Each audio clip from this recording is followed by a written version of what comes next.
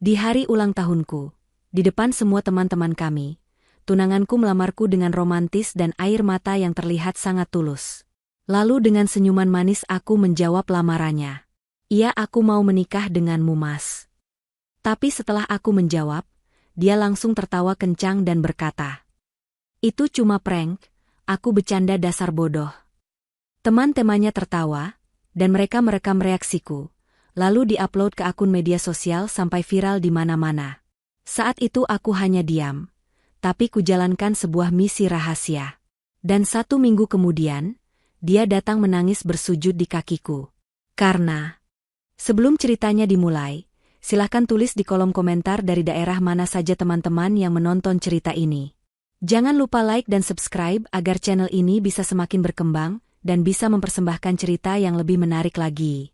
Suasana di dalam kafe malam itu terasa begitu berbeda dari biasanya. Lampu-lampu gantung kristal memancarkan cahaya keemasan yang hangat, memantul indah di setiap sudut ruangan yang telah didekorasi sedemikian rupa. Balon-balon udara disusun rapi di sudut ruangan, sementara kelopak bunga mawar bertaburan di lantai membentuk jalan setapak menuju sebuah panggung kecil di tengah ruangan. Dita berdiri di sana dengan perasaan campur aduk. Ia meremas ujung pakaian gamisnya yang berbahan lembut untuk menyalurkan rasa gugup yang sejak tadi menyelimuti hatinya.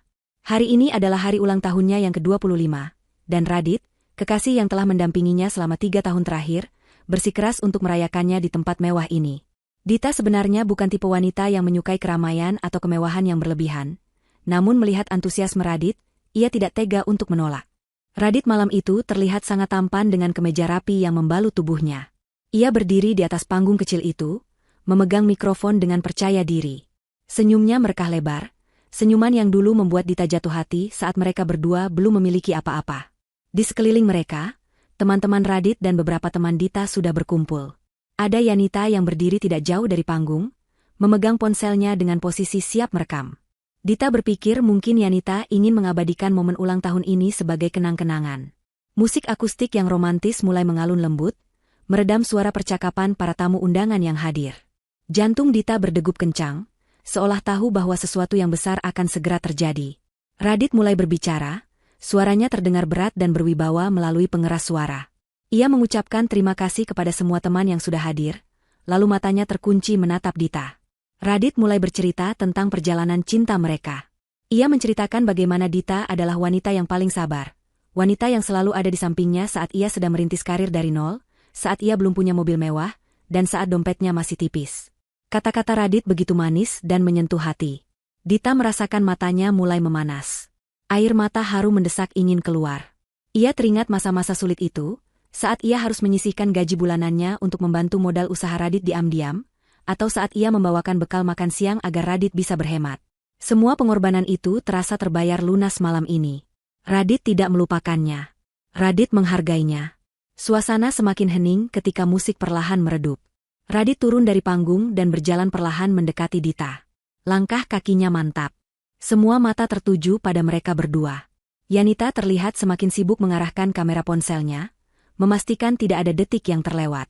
Radit berhenti tepat di hadapan Dita, menatapnya dalam-dalam. Tatapan itu terlihat begitu tulus, penuh dengan cinta dan harapan.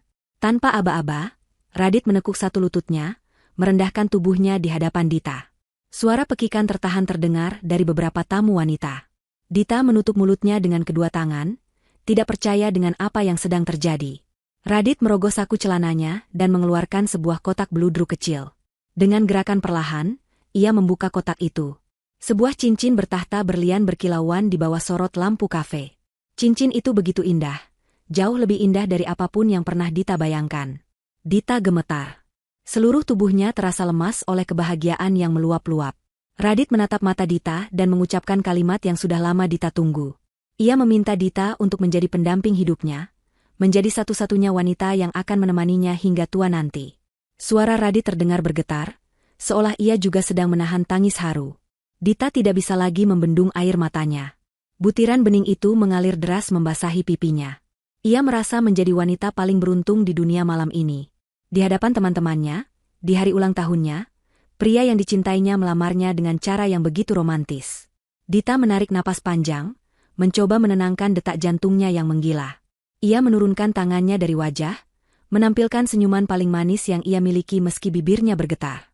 Dengan suara lembut namun yakin, Dita menjawab lamaran itu.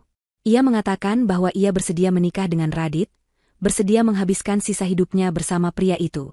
Ruangan itu seketika pecah oleh suara tepuk tangan. Teman-teman mereka bersorak memberikan selamat. Dita mengulurkan tangan kirinya, membiarkan Radit menyematkan cincin itu di jari manisnya. Ia merasa dunianya begitu sempurna. Semua keraguan, semua lelah, dan semua penantian panjangnya bermuara pada momen indah ini. Ia membayangkan masa depan yang cerah, membangun rumah tangga yang bahagia bersama Radit, dan merawat ibu Puji bersama-sama. Dita menatap wajah Radit, menunggu pria itu bangkit dan memeluknya.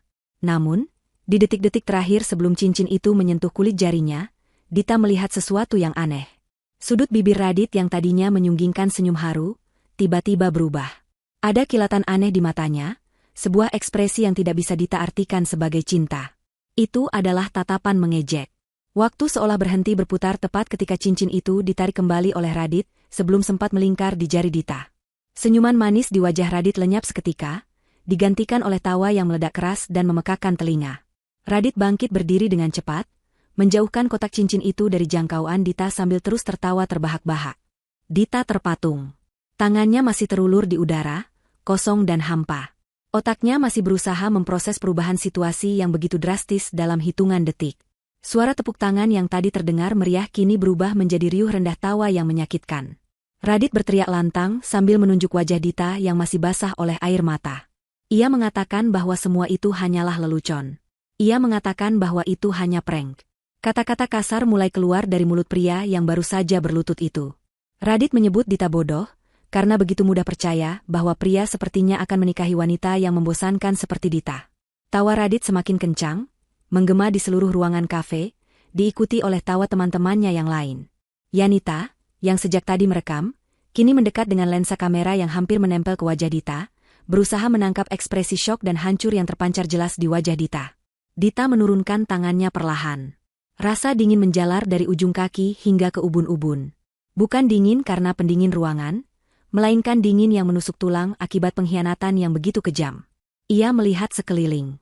Wajah-wajah yang tadi ia kira ikut berbahagia, ternyata adalah wajah-wajah yang menertawakannya. Mereka semua tahu. Semua orang di ruangan ini tahu bahwa ini adalah rencana untuk mempermalukannya, dan tidak ada satupun yang memberitahunya. Yanita masih terus merekam sambil tertawa cekikikan. Sesekali melontarkan komentar mengejek tentang betapa polosnya ekspresi Dita saat mengira lamaran itu nyata. Radit dengan santai menjelaskan kepada teman-temannya, dan kepada kamera yang dipegang Yanita, bahwa video ini akan meledak di media sosial. Ia membual tentang engagement, tentang jumlah penonton, dan tentang betapa viralnya reaksi Dita nanti. Bagi Radit, perasaan Dita tidak ada harganya dibandingkan dengan popularitas maya yang ia kejar. Ia bahkan dengan tega mengatakan bahwa cincin berlian itu hanyalah properti sewaan, bukan cincin asli. Ia tidak sudi membelikan cincin mahal untuk wanita yang menurutnya tidak punya kelas seperti Dita. Dita masih diam.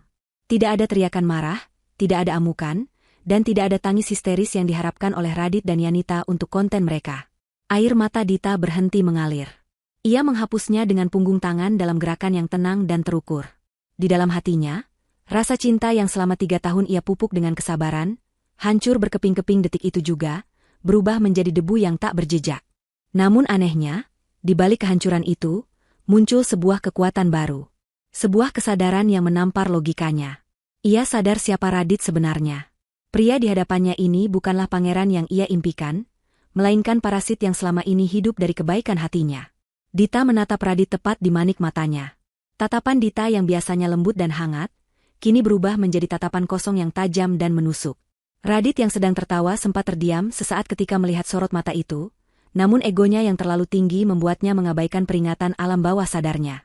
Radit kembali mengejek Dita, menyuruhnya untuk tidak terlalu baper karena ini hanya hiburan semata. Ia bahkan menyuruh Dita untuk tersenyum ke kamera, agar videonya lebih bagus.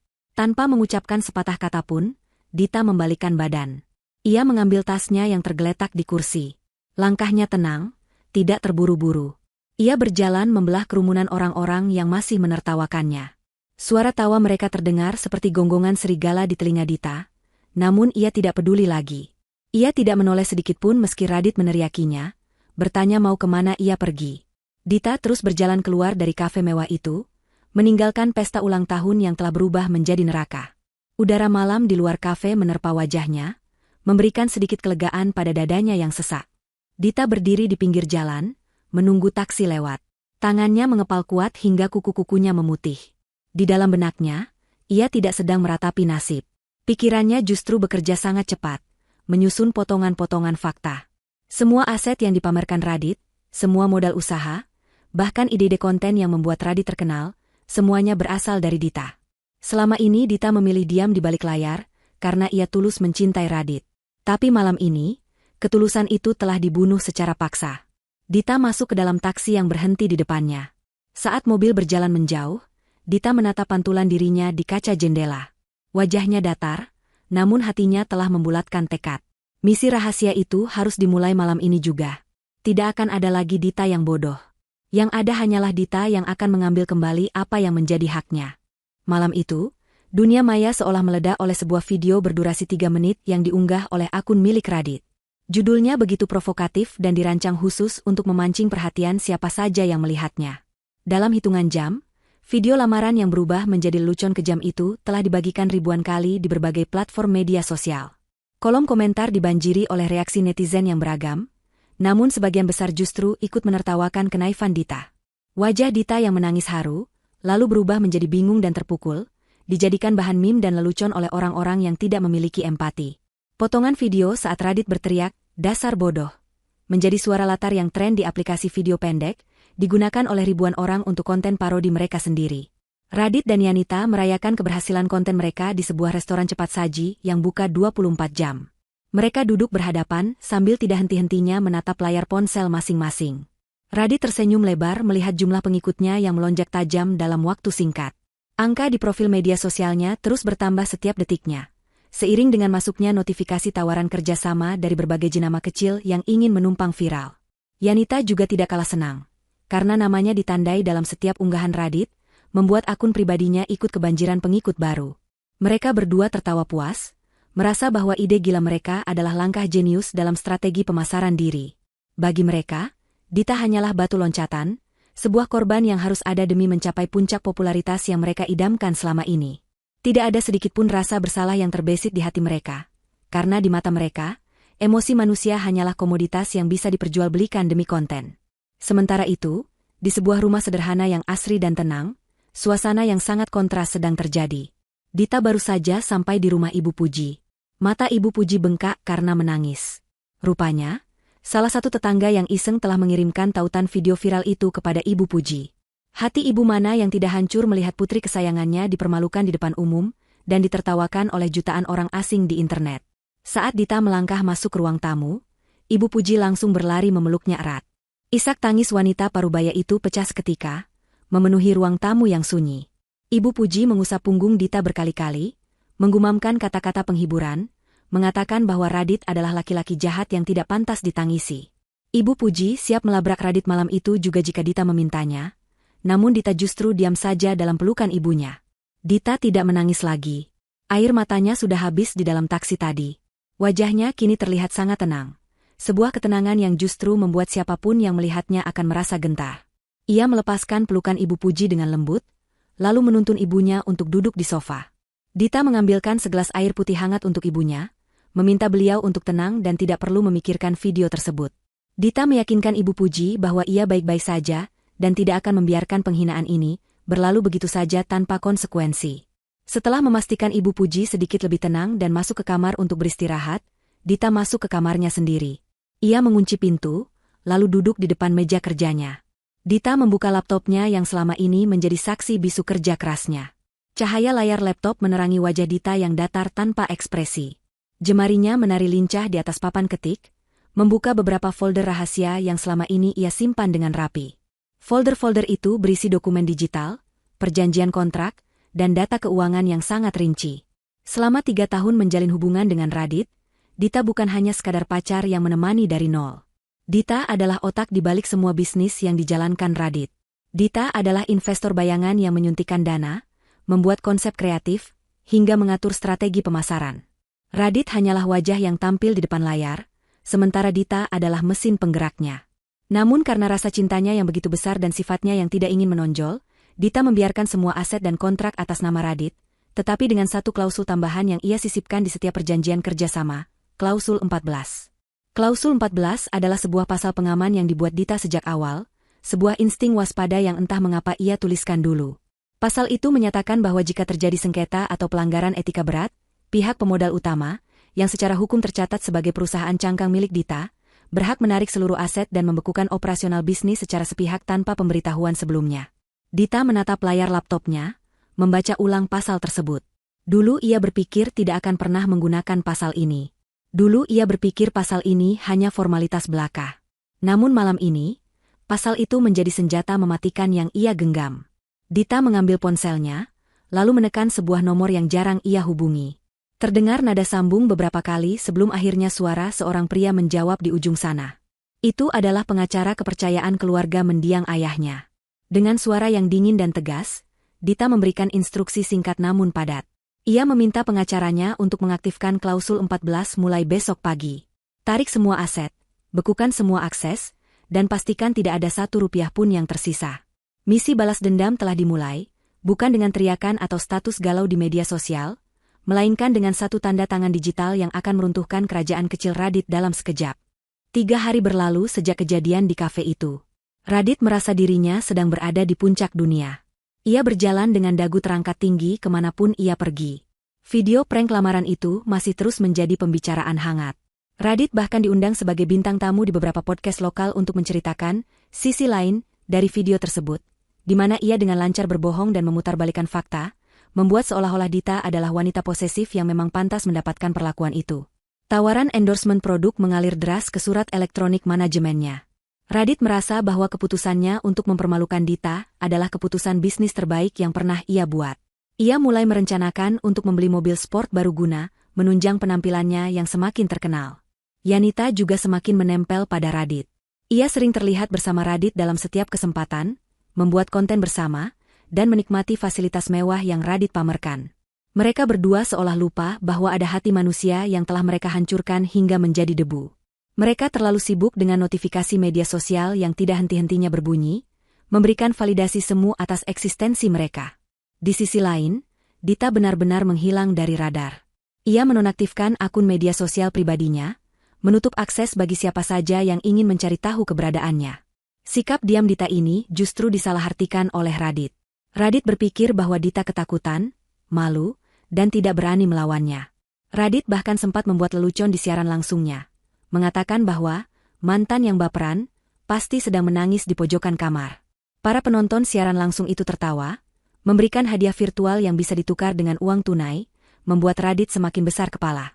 Namun, di balik keheningan itu, Dita sedang bekerja dalam senyap. Ia tidak pergi kemana-mana. Ia tetap berada di rumah, duduk di depan laptopnya dari pagi hingga malam. Dita sedang mengumpulkan bukti-bukti digital yang lebih kuat. Ia mengunduh semua riwayat percakapan, bukti transfer bank selama 3 tahun terakhir yang menunjukkan aliran dana dari rekening pribadinya ke rekening bisnis Radit, serta rekaman suara rapat di mana Radit mengakui bahwa ia tidak paham apa-apa soal bisnis dan menyerahkan semuanya pada Dita. Dita menyusun semua itu menjadi sebuah berkas rapi yang siap diledakkan pada waktu yang tepat. Ia tidak terburu-buru. Ia seperti seorang predator yang mengintai mangsanya dengan sabar, menunggu saat mangsanya lengah dan merasa paling aman. Dita juga menghubungi pihak bank dan memblokir akses kartu kredit tambahan yang selama ini dipegang oleh Radit. Kartu itu sebenarnya terhubung langsung dengan rekening utama Dita, sebuah fasilitas yang Dita berikan agar Radit bisa menjamu klien bisnisnya dengan layak. Siang itu, Radit sedang mengadakan pertemuan makan siang dengan seorang perwakilan dari jenama pakaian terkenal di sebuah restoran mewah di pusat kota. Ia berniat menandatangani kontrak kerja sama eksklusif sebagai duta merek. Radit memesan makanan paling mahal di menu, ingin menunjukkan kelasnya di depan calon mitra bisnisnya. Ia berbicara dengan penuh percaya diri, membanggakan statistik akun media sosialnya dan pengaruh yang ia miliki terhadap generasi muda. Sang perwakilan jenama tampak terkesan dengan presentasi Radit. Meskipun sebenarnya semua data dan portofolio yang Radit tunjukkan adalah hasil kerja keras Dita yang ia klaim sebagai miliknya sendiri. Setelah makan siang selesai dan pembicaraan bisnis mencapai titik temu, Radit memanggil pelayan untuk meminta tagihan. Dengan gaya yang dibuat sekeren mungkin, ia mengeluarkan kartu kredit berwarna hitam dari dompetnya dan meletakkannya di atas nampan tagihan. Ia tersenyum pada mitra bisnisnya, mengatakan bahwa makan siang ini ia yang traktir sebagai tanda awal kerjasama yang baik. Pelayan itu mengambil kartu tersebut dan membawanya ke kasir. Radit kembali melanjutkan obrolannya, membayangkan betapa besarnya komisi yang akan ia terima nanti. Namun, 5 menit kemudian, pelayan itu kembali dengan wajah canggung dan sedikit tidak enak hati. Ia membungkuk sedikit dan berbisik pelan di dekat telinga Radit. Namun suaranya masih cukup terdengar oleh orang yang duduk di seberang meja. Pelayan itu mengatakan bahwa kartu kredit Radit ditolak oleh mesin.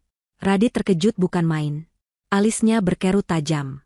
Ia merasa itu tidak mungkin terjadi karena ia tahu limit kartu itu sangat besar. Dengan suara sedikit meninggi, Radit menyuruh pelayan itu untuk mencobanya lagi, yakin bahwa itu hanyalah kesalahan jaringan atau mesin bank yang sedang bermasalah. Pelayan itu menuruti permintaan Radit dan kembali ke kasir. Radit mencoba tertawa renyah untuk mencairkan suasana yang mulai terasa kaku. Ia beralasan pada mitra bisnisnya bahwa sistem perbankan di negara ini memang sering mengalami gangguan. Namun, keringat dingin mulai menetes di pelipisnya. Ia diam-diam mengecek aplikasi perbankan di ponselnya di bawah meja. Jantungnya berdegup kencang saat melihat notifikasi aneh di layar ponselnya. Akses dibekukan. Pelayan itu kembali lagi, kali ini menggelengkan kepala dengan lebih tegas.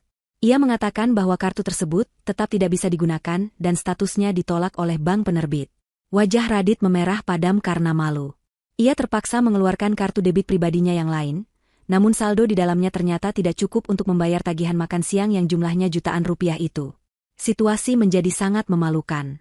Mitra bisnis Radit yang tadinya terkesan, kini menatapnya dengan pandangan menilai yang berbeda. Tatapan curiga mulai terlihat. Akhirnya, mitra bisnis itulah yang membayar tagihan makan siang mereka. Radit berusaha meminta maaf dan berjanji akan menggantinya nanti, tapi suasana sudah berubah drastis. Pertemuan itu diakhiri dengan canggung. Saat Radit berjalan keluar dari restoran, ia merasa ada sesuatu yang tidak beres. Firasat buruk mulai merayap di punggungnya. Ia mencoba menelepon layanan pelanggan bank dengan panik sambil berjalan menuju tempat parkir, namun tidak ada jawaban yang memuaskan selain informasi bahwa pemblokiran dilakukan atas permintaan pemegang rekening utama. Radit terdiam di tengah trotoar yang panas. Ia baru sadar, selama ini ia lupa bahwa pemegang rekening utama kartu itu bukanlah dirinya, melainkan Dita. Ini adalah guncangan pertama dari badai besar yang sedang menuju ke arahnya. Matahari pagi menembus celah tirai apartemen Radit, namun kehangatannya tidak mampu mencairkan suasana beku yang melanda pagi itu. Radit terbangun dengan perasaan gelisah yang tidak beralasan, sisa-sisa kecemasan dari kejadian kartu kredit yang ditolak kemarin siang masih membekas di benaknya. Ia berusaha menepis pikiran negatif itu dengan meyakinkan diri bahwa hari ini akan jauh lebih baik. Tangan kanannya meraba sisi tempat tidur untuk mencari ponsel pintarnya. Sebuah ritual wajib yang ia lakukan setiap bangun tidur untuk mengecek jumlah like dan komentar di media sosialnya. Bagi Radit, angka-angka itu adalah sarapan paginya, sumber energi yang memberinya rasa percaya diri semu untuk menghadapi dunia. Ia membuka kunci layar ponsel dengan mata yang masih setengah terpejam, lalu mengetuk ikon aplikasi berbagi video yang menjadi ladang uang utamanya selama ini. Namun, bukannya melihat deretan notifikasi pujian atau angka pengikut yang bertambah, mata Radit justru terbelalak lebar melihat sebuah kotak peringatan berwarna merah yang memenuhi layar ponselnya. Pesan itu singkat namun mematikan. Akun bisnis Radit, yang telah memiliki jutaan pengikut dan menjadi satu-satunya sumber penghasilan besarnya, telah ditangguhkan sementara. Radit terlonjak bangun dari tempat tidur seolah tersengat listrik. Jantungnya berpacu cepat saat ia membaca keterangan lebih lanjut di bawah peringatan tersebut. Tertulis dengan jelas bahwa penangguhan akun dilakukan karena adanya klaim pelanggaran hak kekayaan intelektual yang diajukan oleh sebuah firma hukum ternama. Radit merasa kakinya lemas seketika. Ia mencoba memuat ulang halaman profilnya berkali-kali, berharap ini hanya kesalahan sistem atau gangguan jaringan internet, namun hasilnya tetap sama. Halaman profil yang biasanya menampilkan wajah tampannya dan konten-konten prank yang viral itu kini kosong melompong, digantikan oleh gambar abu-abu dengan tulisan, pengguna tidak ditemukan. Kepanikan mulai menjalar ke seluruh tubuh Radit. Ia segera membuka aplikasi media sosial lainnya, berharap setidaknya akun pendukungnya masih aman. Namun, mimpi buruk itu ternyata terjadi secara serentak. Akun di 2 platform besar lainnya juga mengalami nasib serupa. Konten-konten videonya dihapus paksa oleh pihak platform karena laporan hak cipta yang valid. Radit tidak mengerti apa yang terjadi. Ia merasa semua konten itu adalah miliknya, wajahnya yang ada di sana, suaranya yang terdengar di sana. Ia tidak pernah menyadari bahwa secara hukum, konsep, naskah, dan hak cipta intelektual dari semua konten tersebut telah didaftarkan secara resmi oleh Dita atas nama perusahaan manajemen yang Dita kelola. Selama ini Dita bekerja dalam diam, melindungi aset intelektual yang ia ciptakan, dan kini perlindungan itu berbalik menjadi senjata yang membungkam Radit. Tanpa akun-akun itu, Radit hanyalah seorang pria biasa tanpa panggung, tanpa suara, dan yang paling parah, tanpa pemasukan.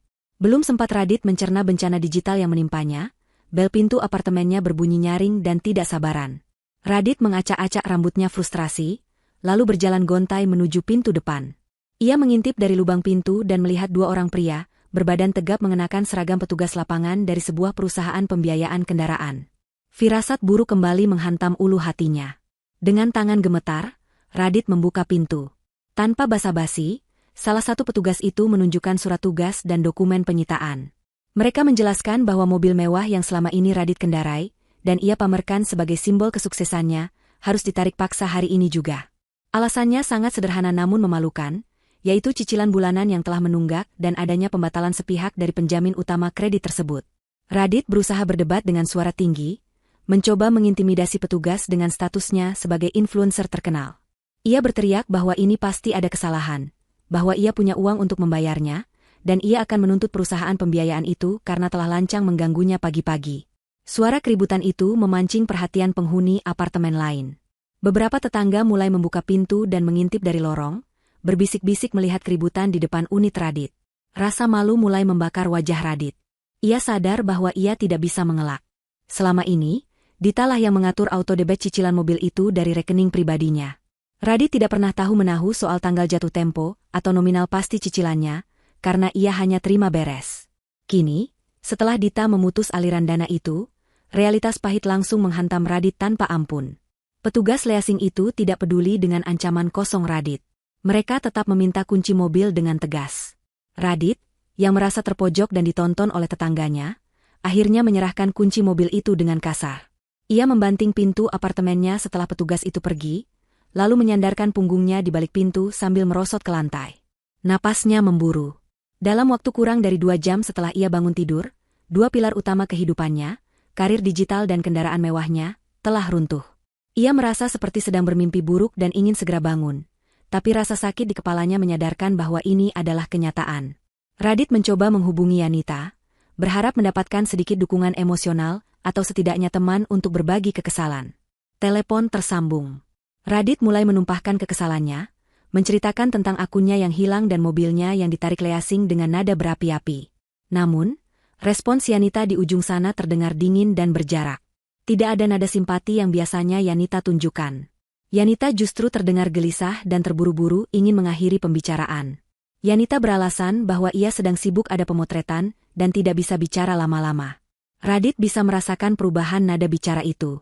Yanita, yang selama ini menempel padanya seperti parasit saat ia sedang jaya, kini mulai mencium bau kehancuran. Gadis itu adalah tipe orang yang hanya mau ada di saat senang, dan insting oportunisnya memberitahu untuk segera menjauh sebelum ia ikut terseret dalam masalah Radit. Radit menutup telepon dengan perasaan kecewa yang mendalam. Ia merasa sendirian di tengah badai yang semakin mengganas. Siang harinya, masalah lain muncul bertubi-tubi seolah sudah dijadwalkan dengan rapi. Koneksi internet di apartemennya mendadak mati. Saat Radit menelepon penyedia layanan, ia diberitahu bahwa langganannya telah diputus atas permintaan pelanggan.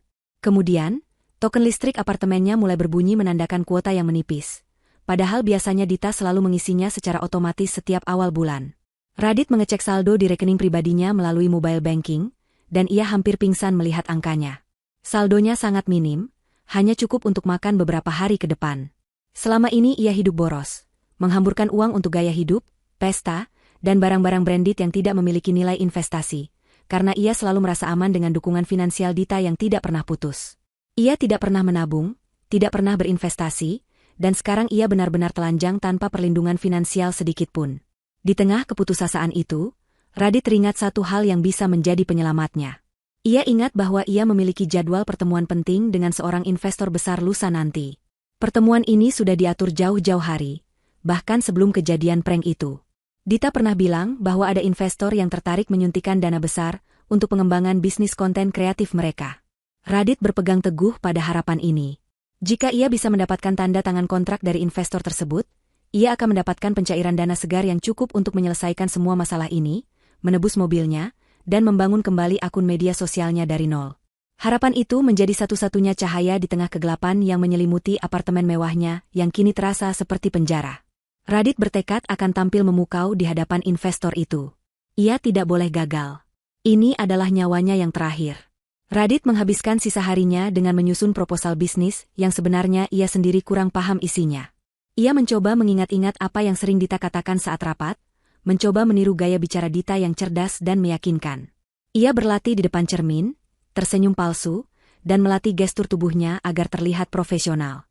Ia tidak menyadari bahwa proposal yang ia pegang, data yang ia pelajari, dan reputasi perusahaan yang ia banggakan di depan cermin itu, semuanya adalah hasil karya wanita yang telah ia hina dan ia campakan. Radit masih berada dalam fase penyangkalan. Ia menolak untuk percaya bahwa Dita bisa melakukan serangan sekejam ini. Ia masih mengira bahwa semua kejadian hari ini hanyalah kebetulan buruk yang terjadi secara bersamaan. Kesombongan telah menutup mata hatinya dari kebenaran bahwa Dita, wanita lembut yang dulu selalu tersenyum padanya, kini telah berubah menjadi lawan yang paling menakutkan karena Dita memegang kunci dari setiap pintu di istana pasir yang Radit bangun. Malam itu, Radit tidur dalam kegelapan karena token listriknya benar-benar habis, dan ia sayang mengeluarkan uang tunai terakhirnya untuk membelinya. Ia berbaring di tempat tidur yang terasa dingin, menatap langit-langit kamar yang gelap gulita. Di luar sana, lampu-lampu kota berkelap-kelip seolah mengejek kesendiriannya. Radit memejamkan mata, membayangkan wajah investor asing yang akan ia temui lusa. Ia menggantungkan seluruh nasibnya pada pertemuan itu. Ia tidak tahu bahwa pertemuan itu bukanlah jalan keluar, melainkan pintu gerbang menuju jurang terdalam yang telah disiapkan khusus untuknya. Hari penentuan itu tiba. Radit bangun lebih pagi dari biasanya, meski tidurnya tidak nyenyak karena hawa panas apartemen yang tanpa pendingin ruangan. Ia mandi dengan air dingin karena pemanas air juga mati, lalu mengenakan setelan jas terbaik yang ia miliki. Jas itu adalah hadiah ulang tahun dari Dita tahun lalu, sebuah fakta ironis yang berusaha Radit abaikan saat ia mengancingkan kemejanya di depan cermin. Ia menyisir rambutnya dengan rapi, menyemprotkan parfum mahal yang tinggal setengah botol, dan berusaha memasang wajah percaya diri. Meski kantung mata terlihat jelas di wajahnya akibat stres beberapa hari terakhir, Radit merasa harus terlihat sempurna. Hari ini ia akan bertemu dengan dewa penolongnya, seorang investor yang dikabarkan mewakili sebuah konglomerasi besar yang tertarik pada industri kreatif digital. Karena mobilnya sudah ditarik leasing, Radit terpaksa memesan taksi daring. Ia menunggu di lobi apartemen dengan gelisah, sesekali merapikan jasnya yang sebenarnya sudah rapi. Ketika mobil taksi itu datang, Radit masuk dengan tergesa-gesa. Perjalanan menuju kawasan perkantoran elit di pusat kota terasa sangat lama. Kemacetan ibu kota membuat Radit semakin stres. Ia terus melihat jam tangannya, takut terlambat sedetik saja. Di dalam taksi, ia kembali membuka-buka berkas proposal yang ia bawa, menghafalkan poin-poin penting yang sebenarnya tidak ia mengerti sepenuhnya. Ia hanya menghafal kata kunci seperti pertumbuhan, valuasi, dan engagement, berharap kata-kata itu bisa menyihir sang investor. Taksi berhenti di depan sebuah gedung pencakar langit yang menjulang tinggi, dinding kacanya berkilauan memantulkan cahaya matahari. Ini adalah salah satu gedung perkantoran paling prestisius di kota ini. Radit turun dari taksi dan melangkah masuk ke lobi gedung dengan perasaan kagum sekaligus terintimidasi. Orang-orang yang berlalu lalang di sana terlihat sangat sibuk dan profesional, mengenakan pakaian formal dan berbicara dengan nada serius. Radit merasa kecil, namun ia menegakkan punggungnya, berusaha menyatu dengan lingkungan elit tersebut. Ia menuju meja resepsionis dan menyebutkan nama perusahaan yang ingin ia tuju serta tujuannya untuk bertemu dengan jajaran direksi.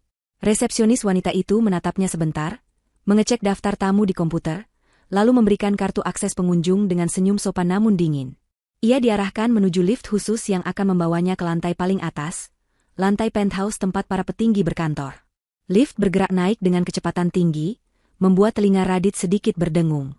Jantungnya berdegup semakin kencang seiring bertambahnya angka lantai di layar indikator lift. Pintu lift terbuka, memperlihatkan sebuah ruang tunggu yang sangat mewah.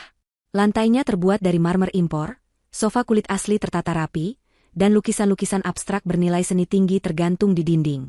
Seorang sekretaris menyambutnya dan memintanya menunggu sebentar, karena rapat direksi sedang berlangsung. Radit duduk di sofa yang empuk itu, tangannya berkeringat dingin memegang map proposal. Ia mencoba mengatur napas, menenangkan gemuruh di dadanya. Ia membayangkan setelah keluar dari ruangan ini, ia akan membawa cek bernilai miliaran rupiah. Ia akan kembali berjaya, membeli mobil yang lebih bagus, dan membungkam mulut semua orang yang menertawakannya, termasuk Dita. Setelah 15 menit yang terasa seperti selamanya, pintu ganda ruang rapat terbuka. Sekretaris itu mempersilakan Radit masuk. Radit bangkit berdiri, merapikan jasnya sekali lagi, lalu melangkah masuk dengan langkah mantap. Ruangan itu sangat luas dan dingin. Di tengah ruangan terdapat sebuah meja panjang dari kayu mahoni yang mengkilap. Di ujung meja yang jauh, membelakangi pintu masuk, terdapat sebuah kursi kebesaran dengan sandaran tinggi. Seseorang duduk di sana, menghadap ke arah jendela besar yang menampilkan pemandangan kota dari ketinggian. Radit tidak bisa melihat wajah orang itu, hanya punggung kursi kulit yang besar.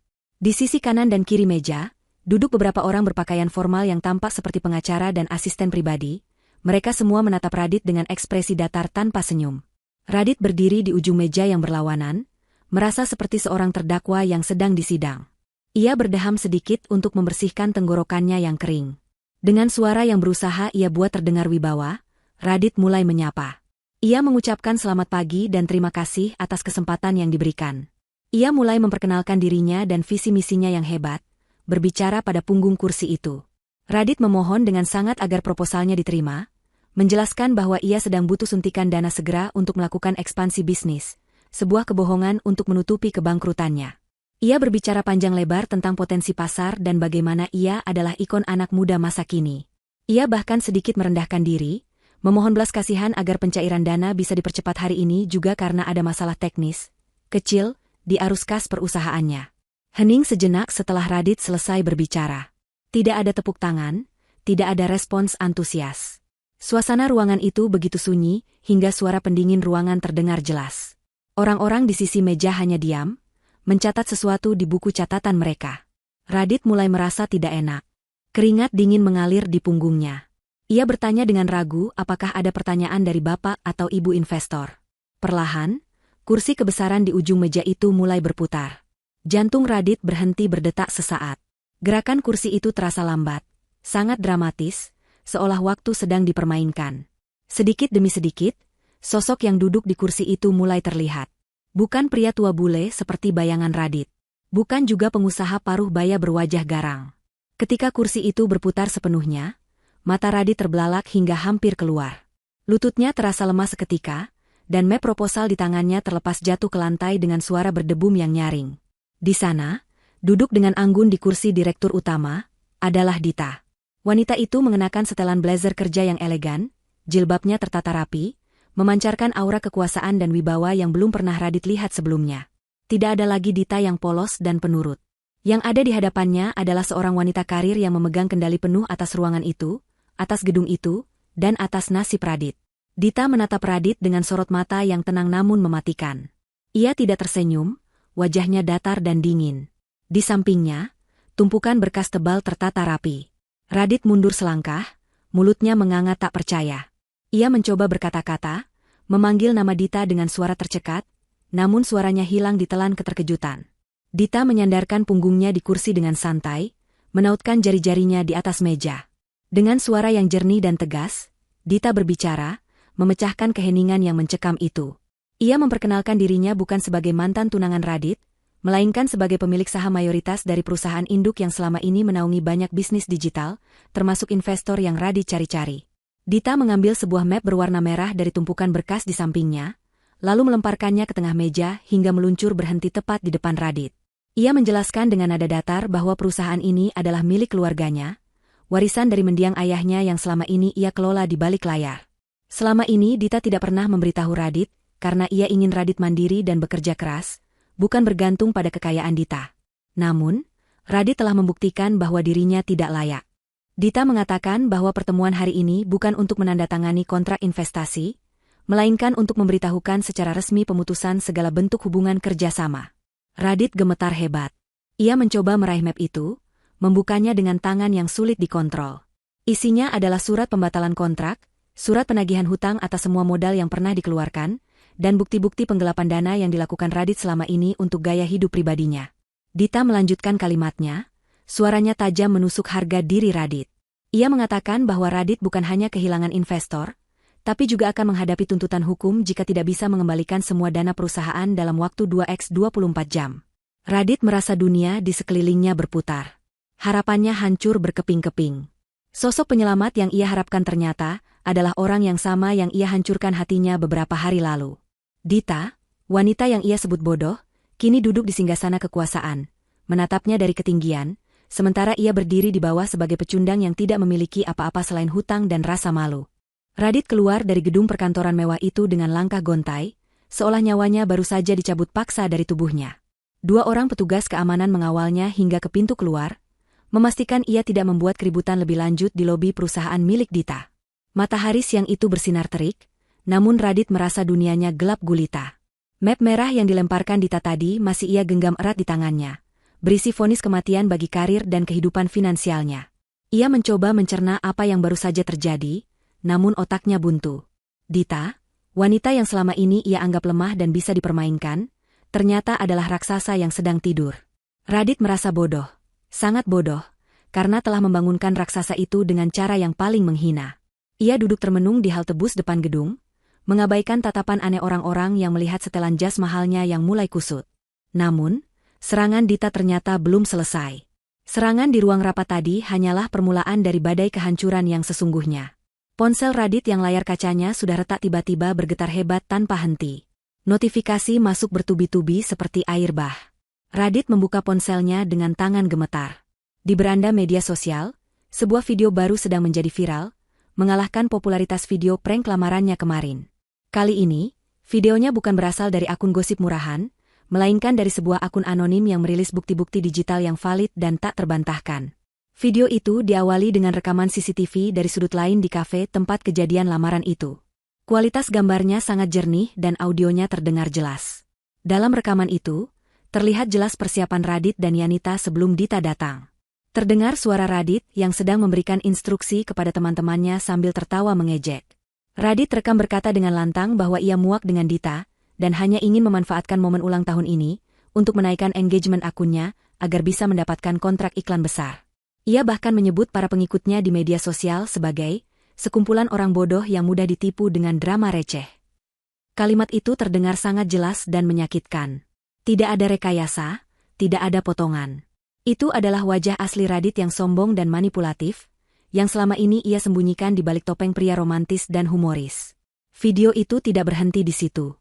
Bagian selanjutnya menampilkan tangkapan layar percakapan grup pesan singkat antara Radit dan Yanita.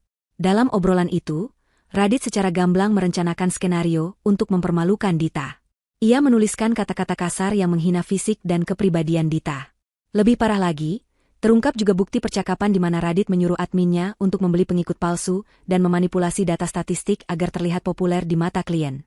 Bukti-bukti ini telah menghantam reputasi Radit tepat di ulu hati. Dita tidak hanya menyerang dompetnya, tapi Dita sedang membunuh karakter Radit di hadapan jutaan manusia. Reaksi publik berubah 180 derajat dalam hitungan menit. Netizen yang tadinya menertawakan Dita dan memuja Radit, kini berbalik arah dengan keganasan yang mengerikan. Kolom komentar di semua akun media sosial yang memuat ulang video itu, penuh dengan hujatan dan caci maki untuk Radit. Tagar boykot Radit mulai menjadi tren nomor 1. Orang-orang merasa dikhianati karena telah mengidolakan penipu. Merek-merek yang tadinya melirik Radit segera membuat pernyataan resmi membatalkan kerjasama, dan menjauhkan diri dari citra buruk Radit. Radit menyaksikan semua itu dari layar ponselnya dengan napas tertahan. Ia melihat kerajaan mayanya runtuh, bata demi bata, hancur menjadi debu digital yang tak berharga. Di tengah kepanikan itu, Radit berharap Yanita akan membelanya, atau setidaknya berada di pihaknya untuk menghadapi serangan ini bersama-sama. Namun, harapan itu pupus ketika sebuah notifikasi video baru muncul dari akun pribadi Yanita. Radit membuka video itu dengan perasaan was-was. Di layar, Yanita tampil dengan wajah sembab tanpa riasan, duduk di depan kamera dengan mata berkaca-kaca. Yanita memulai videonya dengan permintaan maaf kepada Dita dan seluruh masyarakat Indonesia. Namun, kalimat selanjutnya membuat darah Radit mendidih. Yanita, dengan akting air mata buayanya, mengatakan bahwa ia adalah korban manipulasi Radit. Ia mengaku dipaksa oleh Radit untuk ikut dalam rencana prank itu di bawah ancaman. Yanita menuduh Radit sebagai otak jahat yang mengendalikan segalanya, sementara ia hanya teman yang takut menolak perintah Radit. Yanita melemparkan semua kesalahan kepada Radit demi menyelamatkan dirinya sendiri. Ia mencuci tangan dengan sangat bersih, meninggalkan Radit sendirian di tengah lautan hujatan. Radit ingin berteriak, ingin membalas video itu, ingin mengatakan bahwa Yanita juga menikmati setiap detik rencana jahat mereka. Tapi Radit tidak bisa berbuat apa-apa. Akunnya sudah hilang. Suaranya sudah dibungkam, dan tidak ada satu orang pun yang akan percaya pada pembelaan seorang penipu yang sudah terbukti bersalah. Radit membanting ponselnya ke aspal hingga hancur berkeping-keping, sama seperti hidupnya saat ini. Ia berteriak frustrasi di pinggir jalan, menjadi tontonan orang-orang yang mulai mengenalinya sebagai si pria viral yang jahat. Radit menutupi wajahnya dengan jas, lalu berlari menjauh, mencoba sembunyi dari dunia yang kini memburunya. 1 minggu telah berlalu sejak hari di mana Dita menjatuhkan palu keadilan di ruang rapat itu. Bagi Radit, 1 minggu ini terasa lebih panjang dan menyiksa daripada seumur hidupnya. Ia kini bukan lagi siapa-siapa.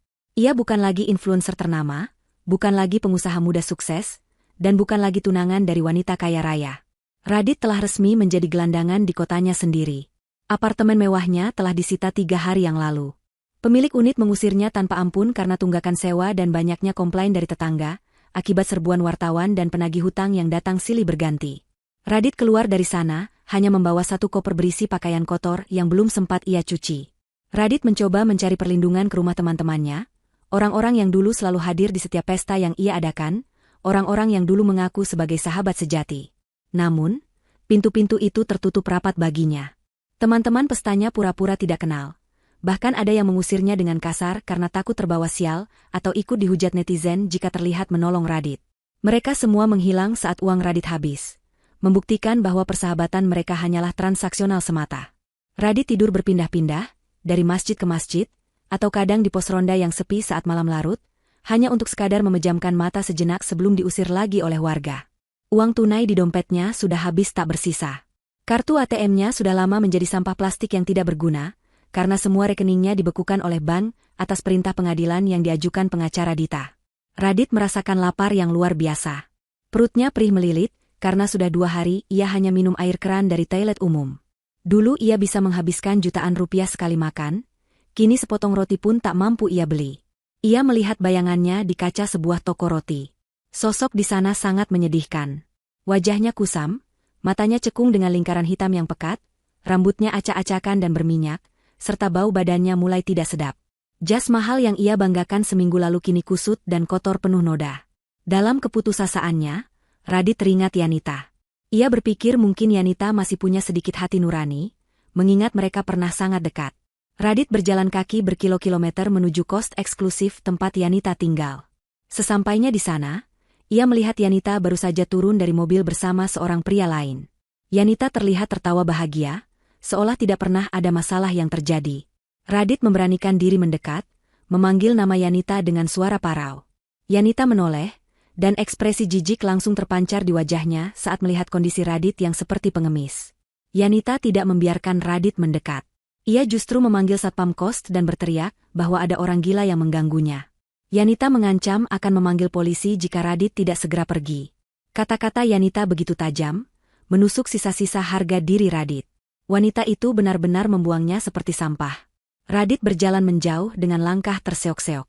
Langit sore itu mulai mendung, awan hitam bergulung-gulung seolah ikut merasakan kesedihan dan kemarahan alam semesta terhadapnya. Hujan mulai turun, awalnya rintik-rintik, lalu berubah menjadi deras dalam sekejap. Radit tidak berteduh. Ia membiarkan tubuhnya diguyur hujan, berharap air itu bisa membilas dosa-dosanya, atau setidaknya menyamarkan air mata yang kini bercampur dengan air hujan di pipinya. Di tengah dingin yang menusuk tulang dan perut yang keroncongan, bayangan Dita melintas di benaknya. Ia teringat betapa hangatnya senyum Dita saat menyambutnya pulang kerja dulu. Ia teringat masakan Ibu Puji yang selalu lezat dan disajikan dengan penuh kasih sayang. Dita tidak pernah memandang hartanya, karena Dita lah yang memberinya harta. Dita mencintainya saat ia bukan siapa-siapa. Dita adalah satu-satunya rumah tempat ia bisa pulang, dan ia telah menghancurkan rumah itu dengan tangannya sendiri. Penyesalan yang amat sangat dalam menghantam dada Radit, hingga ia sesak napas. Ia sadar, seluruh kemalangan ini adalah karma atas kesombongannya. Ia telah menyia-nyiakan berlian demi memungut kerikil tajam yang melukainya. Kaki Radit, entah digerakkan oleh insting atau takdir, mulai melangkah menuju ke satu arah yang pasti. Bukan ke pusat kota, melainkan ke daerah pinggiran yang asri, tempat rumah Ibu Puji berada. Jaraknya jauh, tapi Radit terus berjalan menembus hujan lebat. Ia tidak peduli kakinya lecet atau tubuhnya menggigil kedinginan. Ia harus bertemu Dita. Ia harus memohon ampun, bukan untuk meminta hartanya kembali, tapi karena ia sadar bahwa hidupnya hampa tanpa kehadiran Dita. Ego Radit sudah mati, hancur bersamaan dengan karirnya. Kini yang tersisa hanyalah seorang pria putus asa yang ingin bersujud di kaki wanita yang pernah ia hina. Langit semakin gelap ketika Radit akhirnya sampai di depan pagar rumah Ibu Puji. Rumah itu terlihat hangat dengan lampu-lampu kekuningan yang menyala di teras. Dari balik pagar, ia bisa melihat samar-samar bayangan dua wanita sedang duduk di ruang tamu. Suara tawa pelan terdengar di sela-sela suara hujan. Itu suara Dita. Suara yang dulu selalu menenangkannya, kini terdengar begitu jauh dan tak terjangkau. Radit memegang besi pagar yang dingin dengan tangan gemetar. Ia mengumpulkan sisa tenaganya untuk membuka gerbang yang tidak terkunci itu. Ia siap menjatuhkan harga dirinya yang terakhir. Ia siap bersujud, menangis, dan mencium kaki Dita, berharap ada secuil belas kasihan tersisa di hati malaikat yang telah ia sakiti itu. Hujan turun semakin deras malam itu, seolah langit ikut menumpahkan segala kemarahan yang tertahan. Petir menyambar sesekali, menerangi langit gelap dengan kilatan cahaya yang menyilaukan, diikuti oleh suara guntur yang menggelegar menakutkan. Di tengah badai itu, Radit melangkah masuk ke halaman rumah yang sangat ia kenal. Tubuhnya basah kuyup, menggigil hebat bukan hanya karena dinginnya air hujan yang menusuk tulang, tetapi juga karena rasa takut dan malu yang bercampur aduk di dalam dadanya. Setiap langkah kakinya terasa berat, menyeret sepatu yang penuh lumpur, meninggalkan jejak kotor di atas paving blok yang bersih. Ia menatap ke arah teras rumah. Di sana, Dita dan Ibu Puji sedang duduk santai menikmati teh hangat, terlindung dari badai, dikelilingi oleh kenyamanan yang dulu pernah Radit nikmati namun kini terasa begitu jauh dan tak terjangkau. Radit menaiki anak tangga teras dengan tubuh gemetar. Air menetes deras dari rambut dan pakaiannya, membasahi lantai teras yang kering. Suara langkah kakinya yang berat akhirnya menarik perhatian kedua wanita itu. Ibu Puji adalah yang pertama menyadari kehadiran sosok menyedihkan itu. Beliau terpekik kaget, hampir menjatuhkan cangkir teh yang dipegangnya. Wajah Ibu Puji memucat, antara terkejut dan marah melihat pria yang telah menghancurkan hati putrinya kini berdiri di hadapannya seperti hantu. Dita menoleh perlahan, wajahnya tetap tenang, tidak ada raut terkejut yang berlebihan. Tatapan Dita dingin, sedingin udara malam yang dibawa masuk oleh Radit. Ia meletakkan toples kue yang sedang ia pegang ke atas meja dengan gerakan perlahan, lalu menatap lurus ke arah mata Radit yang merah dan bengkak. Tanpa permisi, tanpa sapaan, lutut Radit seketika lemas. Ia ambruk ke lantai teras yang dingin, tepat di dekat kaki Dita. Pria yang dulu begitu sombong di atas panggung kafe, yang tertawa lantang sambil menunjuk muka Dita, kini bersujud dengan wajah mencium lantai. Bahunya berguncang hebat. Isak tangis yang selama ini ia tahan akhirnya pecah, bercampur dengan suara deru hujan di luar sana. Radit menangis meraung-raung. Suara tangisannya terdengar begitu pilu dan menyayat hati. Sebuah suara dari seseorang yang telah kehilangan segalanya dan berada di titik terendah dalam hidupnya. Ia merayap mendekat, mencoba meraih ujung pakaian gamis Dita dengan tangannya yang kotor dan gemetar, namun Dita menarik kakinya mundur sedikit, menolak disentuh oleh tangan yang pernah mengkhianatinya itu. Radit mulai berbicara di sela-sela tangisnya, suaranya parau dan terputus-putus. Ia memohon ampun berulang kali. Kata, maaf, keluar dari mulutnya ratusan kali seperti mantra yang ia harap bisa memutar balik waktu. Radit mengatakan bahwa ia bodoh, ia hilaf, dan ia telah dibutakan oleh popularitas sesaat. Ia bersumpah demi apapun bahwa ia tidak bermaksud menyakiti Dita sedalam itu. Ia berdalih bahwa semua itu adalah ide Yanita, bahwa ia hanya dipengaruhi oleh teman-temannya yang buruk. Radit berusaha melempar kesalahan kepada orang lain, berharap Dita yang berhati lembut akan merasa kasihan padanya. Ia menceritakan betapa menderitanya hidupnya sekarang, bagaimana ia diusir dari apartemen, bagaimana ia tidak makan berhari-hari, dan bagaimana semua orang membuangnya seperti sampah. Ibu Puji yang mendengar itu tidak tahan lagi. Beliau berdiri dengan marah, tangannya menunjuk ke arah pagar, menyuruh Radit pergi. Ibu Puji berteriak bahwa Radit tidak punya malu, datang ke sini setelah mempermalukan Dita di depan seluruh dunia. Namun, Radit tidak peduli. Ia tetap bersujud. Bahkan kini ia mencoba mencium kaki Dita. Ia memohon agar Dita mau menerimanya kembali. Radit berjanji akan berubah, akan menjadi suami yang baik, akan menuruti semua kemauan Dita. Di balik kata-kata manis itu, terselip keputusasaan finansial yang nyata. Radit memohon agar Dita mencabut tuntutan hukumnya, mengembalikan aset-asetnya, dan membiarkannya hidup nyaman kembali. Tolong nikahi aku, Dita. Aku cinta mati sama kamu. Jangan biarkan aku hancur seperti ini, aku mohon. Teriak Radit histeris, wajahnya basah oleh air mata dan air hujan. Dita menatap pria yang sedang bersujud di kakinya itu dengan tatapan yang sulit diartikan. Dulu, ia pasti akan langsung luluh melihat air mata Radit. Dulu, Ia pasti akan ikut menangis dan memeluk pria ini, memberikan apapun yang ia minta. Tapi Dita yang sekarang bukanlah Dita yang dulu. Luka yang ditorehkan Radit telah membakar habis kepolosannya, menyisakan kebijaksanaan yang keras dan tegas. Dita memberi isyarat tangan kepada ibunya untuk tenang. Ia menghela napas panjang, lalu perlahan menundukkan badannya, mensejajarkan wajahnya dengan wajah Radit yang masih menempel di lantai. Radit merasakan pergerakan Dita. Ia mengangkat wajahnya sedikit, menatap Dita dengan penuh harap. Ia melihat Dita tersenyum. Senyuman itu sangat manis. Sama persis dengan senyuman tulus yang Dita berikan saat ia menerima lamaran Radit di kafe waktu itu. Jantung Radit berdegup kencang, secercah harapan muncul di hatinya. Ia mengira Dita akan memaafkannya. Ia mengira Dita akan berkata, "Iya," sekali lagi dan menyelamatkannya dari neraka dunia ini. Radit sudah membayangkan dirinya kembali tidur di kasur empuk dan memegang kartu kredit tanpa batas. Ia menahan napas, menunggu kata-kata pengampunan keluar dari bibir Dita. Namun, Dita mendekatkan wajahnya ke telinga Radit. Aroma parfum Dita yang lembut tercium, mengingatkan Radit pada masa-masa bahagia mereka. Dengan suara yang sangat pelan, lembut, namun penuh penekanan yang menusuk, Dita berbisik. Bisikan itu menghancurkan harapan Radit seketika, membekukan darah di nadinya. Dita tidak mengucapkan kata cinta atau maaf. Dita mengulang kalimat yang pernah Radit teriakkan dengan angkuh. "Masih ingat kata-katamu, Mas? Itu cuma prank, dasar bodoh." Kalimat itu menghantam telinga Radit lebih keras daripada petir yang menyambar di luar.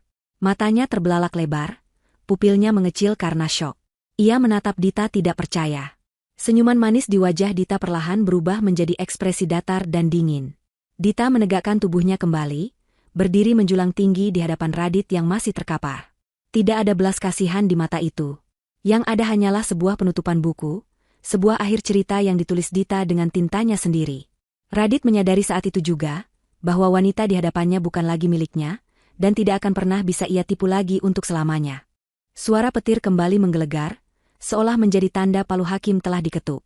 Setelah membisikkan kalimat mematikan itu, Dita mundur beberapa langkah, menjaga jarak dari tubuh Radit yang kotor. Tanpa banyak bicara, Dita menekan tombol intercom yang terpasang di dinding teras, memanggil petugas keamanan komplek yang berjaga di pos depan.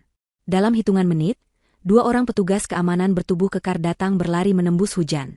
Mereka melihat situasi di teras, melihat Radit yang masih bengong dengan wajah syok di lantai, dan langsung mengerti tugas mereka. Tanpa perlu diperintah 2 kali, mereka mencengkeram lengan Radit kiri dan kanan, menariknya berdiri dengan paksa. Radit tersentak dari lamunannya. Ia mulai memberontak, berteriak-teriak memanggil nama Dita. Ia mencoba melepaskan diri dari cengkeraman petugas, tapi tenaganya yang sudah terkuras karena lapar dan stres tidak sebanding dengan kekuatan petugas keamanan itu. "Dita, jangan lakukan ini. Dita, aku mohon. Aku tidak punya tempat tujuan," teriak Radit memilukan. Namun Dita hanya berdiri diam di samping Ibu Puji, menatap Radit yang diseret menjauh dengan pandangan kosong. Pintu gerbang rumah itu ditutup dengan keras di depan wajah Radit, memisahkan dunianya yang gelap dengan dunia Dita yang hangat untuk selamanya. Radit ditinggalkan sendirian di jalanan aspal yang basah, di bawah guyuran hujan malam yang tak kunjung reda. Keesokan harinya, karma Radit mencapai puncaknya dengan cara yang paling ironis. Seseorang merekam kejadian saat Radit sedang mengais sisa makanan di tong sampah belakang sebuah minimarket karena kelaparan. Video itu diunggah ke media sosial dengan judul, "Mantan influencer Sultan kini jadi pemulung." Video itu meledak viral lebih cepat dari video manapun yang pernah Radit buat. Kali ini, tidak ada tepuk tangan, tidak ada pujian. Netizen membanjiri kolom komentar dengan kalimat-kalimat yang menyadarkan bahwa roda kehidupan itu berputar. Wajah Radit yang kusam dan menyedihkan menjadi simbol nyata dari akibat kesombongan dan ketidaktulusan. Ia menjadi tontonan publik, kali ini bukan sebagai bintang, melainkan sebagai contoh buruk yang harus dihindari. Ia tidak bisa bersembunyi karena wajahnya sudah terlalu terkenal. Kemanapun ia pergi, orang-orang akan menunjuknya, berbisik, bahkan ada yang melemparinya dengan sampah. Sementara itu, nasib Yanita tidak jauh lebih baik. Ia mengira dengan mengkhianati Radit dan membuat video klarifikasi palsu, ia akan selamat dan bisa melanjutkan karirnya sebagai selebgram. Namun, Dita adalah pemain catur yang memikirkan 5 langkah ke depan. Tim pengacara Dita telah mengumpulkan bukti bahwa Yanita juga terlibat dalam penggelapan dana promosi yang seharusnya disetorkan ke perusahaan Dita.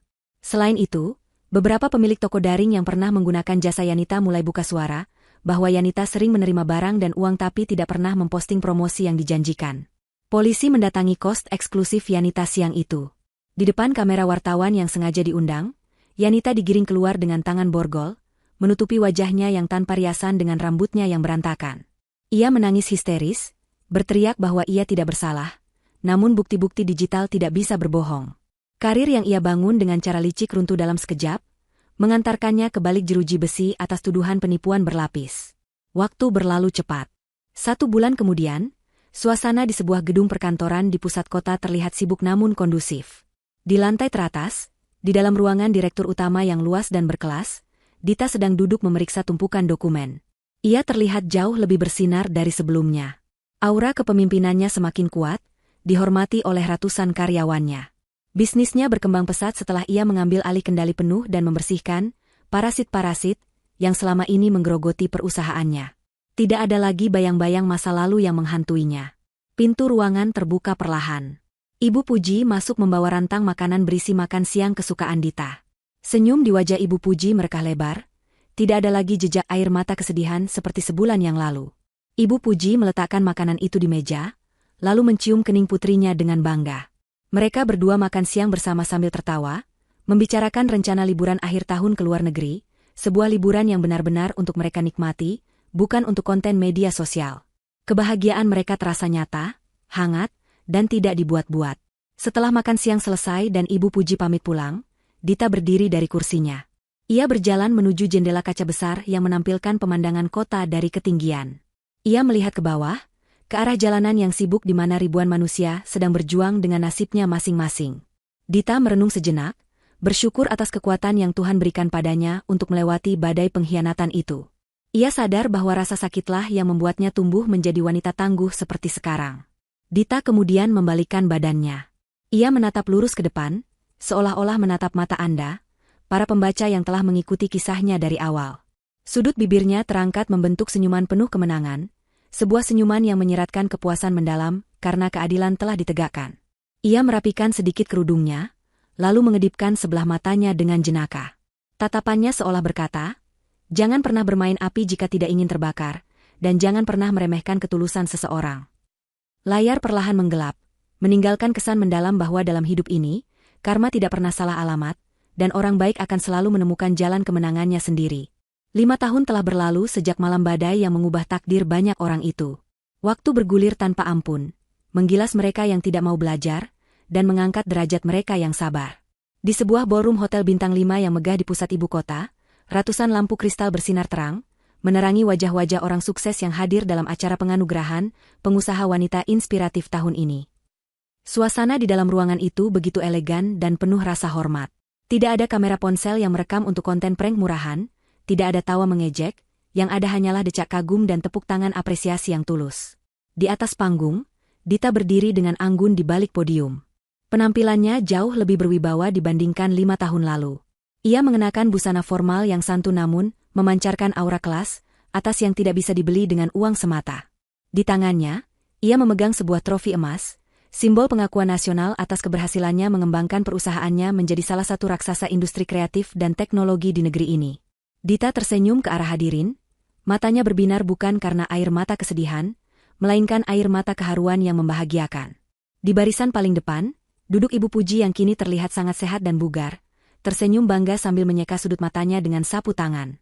Di samping Ibu Puji, duduk seorang pria tegap dengan tatapan mata yang teduh dan penuh kasih sayang.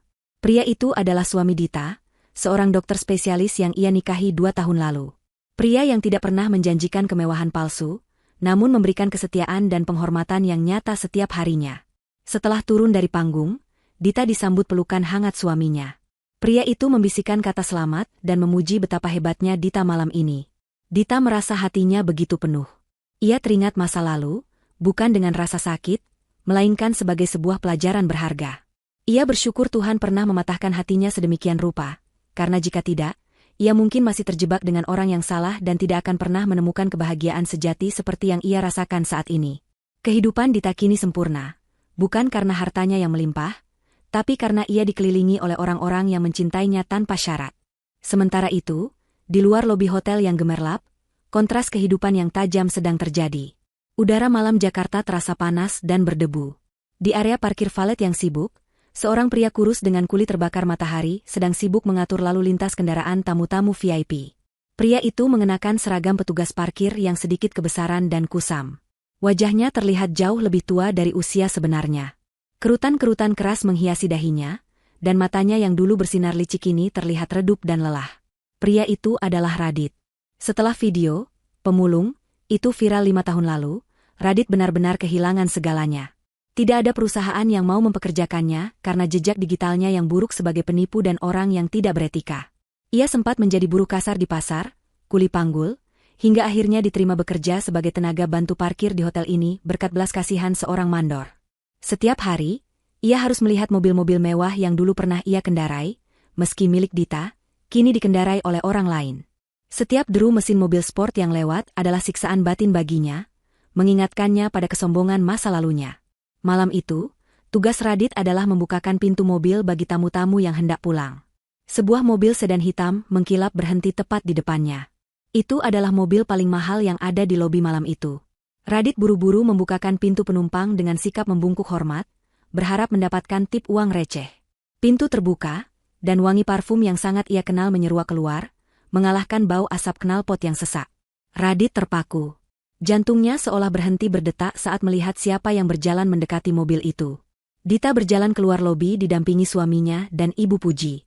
Mereka tertawa bahagia, membicarakan acara tadi. Radit mematung memegang pegangan pintu mobil. Tangannya gemetar hebat. Ia ingin memanggil nama Dita. Ia ingin berteriak bahwa ia ada di sini, bahwa ia menyesal, bahwa ia merindukan kehidupan lamanya. Mulutnya terbuka sedikit, suara tertahan di tenggorokan. Dita. Bisiknya sangat pelan, nyaris tak terdengar. Namun, Dita sama sekali tidak menoleh.